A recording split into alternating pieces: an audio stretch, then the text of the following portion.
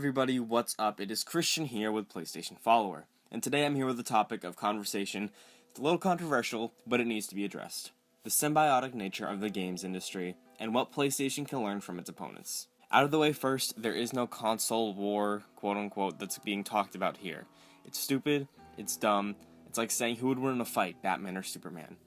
Obviously it's Batman. So here today I sit talking on a PlayStation channel, so it's obvious I prefer Sony as the platform for my gaming experience. But that's not to say I hate the two other companies. I have great memories on systems from both of them.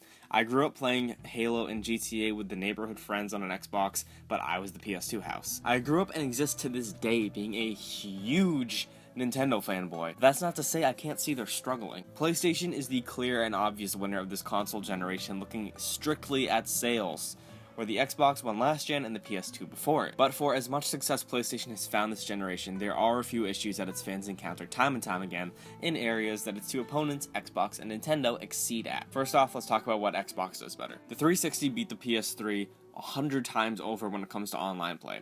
Better servers, simpler UI, and it was the more affordable console at launch. Xbox One, on the other hand, beat PS4 with one major trump card this generation: backwards compatibility. Before Xbox showed their hand for this gen, Sony and PlayStation did the risky move of purchasing the streaming company Gaikai for a ludicrous amount of money, only to be met by Xbox saying, oh yeah, you know all those Xbox games you bought? Well, yeah, they work on this too. That spits in the face of a really terrible and expensive streaming service that lags unless you literally have Wi-Fi as powerful as God does. My biggest complaint when upgrading to PS4 was the fact that I had to say goodbye to Uncharted 1 through 3, my Kingdom Hearts collections, Metal Gear Solid, and Red Dead Redemption, at least temporarily for some of those. Backwards compatibility is possible, Xbox One proved it, but the bonehead purchase of Gaikai means that I can't play something like Mass Effect on my PS4 without going through a huge struggle of paying a subscription service, renting the game for however long I think I'm going to need it, and having a really good Wi-Fi connection. Okay, now shifting focus to Nintendo.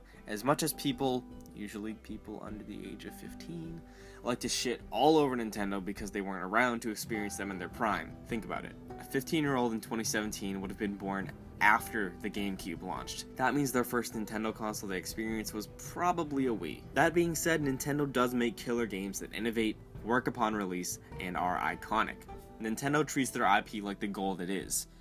Well, most of the time, at least. Sony can learn from this, and it looks like they're starting to. PlayStation has existed for over 2 decades and has amassed quite a large stack of IP with characters that are iconic in their own right. PlayStation and Nintendo have recognizable and marketable characters on the dozens at this point. Nintendo is smart and consistently uses them for profit. Just look at Amiibo. For Xbox's Master Chief and Marcus Phoenix, I'm sorry if I don't know any others, Nintendo and PlayStation have a Mario, Link, Samus, Crash, Nathan Drake, and Kratos to come back with. With the recent announcement of Crash coming back to his former glory, Uncharted receiving a well-deserved break, and new series like The Last of Us and Horizon being built upon reworkings of IP like God of War, PlayStation 4 is finally looking to bring out the big guns when it comes to their exclusives.